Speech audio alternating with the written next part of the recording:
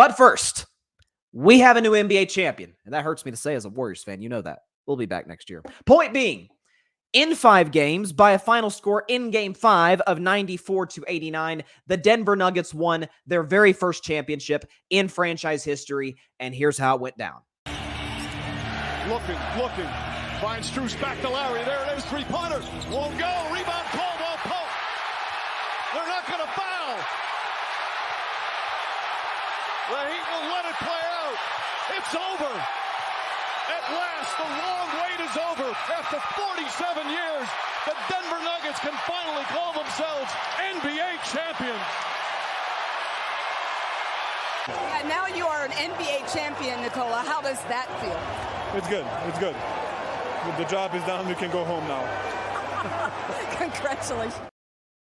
That's such a great soundbite by the Finals MVP Nikola Jokic in an interview with the great Lisa Salters on ABC.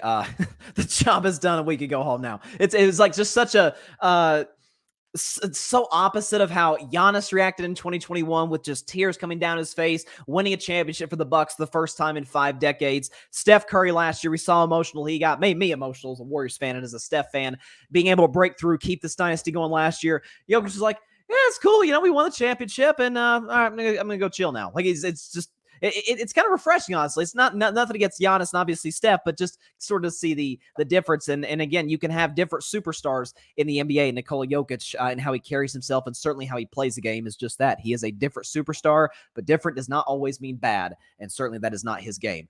Let's just put it this way. Let's talk about Game 5 first. That one, especially for it to be the last game of the NBA season, the last NBA game that counts that we'll see for 4 months, not exactly the most aesthetically pleasing basketball game that you'll watch. Not just by the score, but by shooting percentages. Again, Denver, Miami shot 34% for the field, 25% from 3, and then you got Denver 45% of the field, which is way better than Miami. But they shot 18% from 3-point range. They were down like 5% from 3 after the first half. I remember checking the box score. I was like, man, I knew they missed a bunch of threes. I didn't know it was that bad. Like, okay, they might be in trouble tonight, and we may be heading to a Game 6, which would have been tonight. Of course, that was not the case. Nikola Jokic went off, did what he's been doing all postseason and all finals long with 28, 16, and only 4 assists. Again, Miami, and I said coming into Game 5, I said, if Miami wants any chance to keep the series going, just stay with the same game plan. Okay, Jokic is going to score, but he's at his most dangerous when he's around that 20 round he scored the other night, right? 28 to about 32 points-ish, but when he gets other guys involved, that's when he's his most dangerous. They kept him to 4 assists. Jamal Murray had an up-and-down night, hit some clutch shots. You give credit to him. He only scored 14, but on 15 shots. Bruce Brown was a big plug-and-play guy off the bench. Had really the go-ahead bucket, honestly, the game-winning bucket with about a minute left to go in the game. He was huge last night, or on Monday night. Here's how I looked at this. So, for Miami, a team that I did, after all, pick going into the series, I actually checked something, folks. I've been picking the NBA Finals every year since 2015. This was the first time my Golden State Warriors made it to the championship round. I have yet to predict an NBA Finals correctly when my Golden State Warriors don't win. So, basically, I'm 0 for when I don't pick the Golden State Warriors. I don't know. I'm going to have to write that ship. Hopefully not next year. Hopefully not in the near future. I want us to make some more finals. But the point being, I picked Miami going into the series, picked them in 6. I figured that the coaching of Eric Spoelstra, the adjustments, the fact that they took out 2 55-plus win teams in Milwaukee and Boston, smoked Milwaukee in the first round. And obviously you got the championship experience of guys like Kevin Love, Kyle Lowry, and company who played well in this series. I can't say anything bad about what they did. Bam Adebayo, I thought, had his best series of the whole playoffs. Like, Bam was great in this finals. Again, there's only so much he could do defensively against Jokic, but offensively, especially in that first half, he had like 18 points, 9 rebounds. Now he sort of cooled off as the second half went, only had 2 points and a few more rebounds after that, had a cold shooting percentage as well. But it's like I said, coming out of Game 4, going to Game 5, back on Monday's show, as if this wasn't apparent when the series started, and I did even concede this when I picked the Miami Heat. Denver's the better basketball team, and they flexed their muscle. They flexed every aspect of their game throughout this series. So it feels sort of fitting that they won in gentleman's sweep fashion. I'll start with Denver first as far as sort of break down the game, and then I'll get to Miami and one individual in particular, Jimmy Butler. That game the other night was part of what makes Denver so great. It's what makes any, not necessarily all-time great team, because I'm not saying Denver's an all-time great team, this Nuggets team. Could they be a dynasty? Maybe. I think dynasty talk's a little premature. They just now won their first championship. But what makes a great team great is they have numerous different ways to win. They can win pretty. They can win ugly like the other night. And Denver did that. Again, only scoring 94 points. One of their lowest point totals might have been their lowest point total entirely this entire NBA postseason. But again, I sort of alluded to the whole dynasty thing. Like there's this, hey, can Denver become the next dynasty? Well, first and foremost, I think the current dynasty has not exactly ended yet in Golden State, but that's neither here nor there.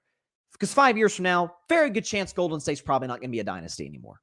I think Steph will still be great in 5 years, but Clay won't, Draymond won't. Denver has a chance, and here's why. Part of being a dynasty is not just what you have, but what's around you. And the reality of the situation is, I've said this most of the regular season, all of the postseason, and barring some crazy offseason moves, and it is the NBA, so anything can happen this offseason with the draft and especially free agency and trades. I don't anticipate this changing. The fact that the Eastern Conference, to me, is clearly better than the Western Conference. West has Denver, who's going to be the title favorite going into next season. Certainly, they'll be the Western Conference favorite. But if you look at the next 5 years in terms of what Denver will be going up against, the Lakers definitely won't be there in 5 years as a contender. LeBron's going to be 39 years old next season. Anthony Davis might as well be 49 years old when you consider how brittle he can be, and the fact that he is Coin Flip Davis, as I've called him many times this postseason, Coin Flip Davis. And then you have the Phoenix Suns, who I think are 4th or 5th in the Vegas odds to win the title, which I feel is a little high, given the fact that they have absolutely no depth whatsoever. Kevin Durant is going to be 39, 40 in 5 years. So he'll probably still be really good to borderline great, but he won't be KD. Booker, while I love him, don't see him being the best player on a championship winning team. I don't envision him in that echelon. And again, Phoenix has no depth. Golden State. Again, I have said that Steph Curry is going to be the Tom Brady of the NBA. Not that he's going to be the greatest player ever like Tom Brady is in the NFL, but his longevity is going to be unlike anything we've seen by any NBA player to ever play the sport, in that Steph is going to be the greatest 40-plus-year-old player of all time, given his conditioning, given how he's done unbelievable work on his body, and given his game. He's not a guy who's athletically reliant, right? He's not a guy who's plays a physical brand of basketball like a LeBron James, for example, like a Shaquille O'Neal, who that coupled with the fact that he didn't take the greatest care of his body sort of aged out pretty quickly. But Clay won't be great in 5 years. Draymond will not be great in 5 years. It's a matter of what Golden State will be able to do with young players, with trades. I don't know. I'm a Warriors fan. I'm not exactly seeing Golden State being a dynasty 5 years from now. Sacramento. Sacramento is a team that maybe could challenge them, but they've got to improve it drastically in the defensive end. And man, they have got to get some size. I mean, Domantas Sabonis was abused in this playoffs by Draymond Green, Kevon Looney. Can you imagine what Jokic would have done to him? Oh my goodness. So they've got to add size. They've got their coach, and they've got their star player in De'Aaron Fox. But they've got to get size. They've got to be better defensive. They got to get longer, in all honesty. Honestly, I can see the Oklahoma City Thunder contending for a championship within the next 5 years to challenge Denver. But what do we know when we talk about dynasties and young up-and-coming basketball teams? Experience and guys being in their prime usually dictates how the series ends. Denver still has a great coach in Michael Malone. They have currently, to me, the best player in the NBA, Nikola Jokic. Jamal Murray is only getting better. Again, this is his first season coming off of that ACL tear, and look what he did. There's no question, knock on wood, he stays healthy next year, he's going to be an all-star a season from now, 9 months from now-ish.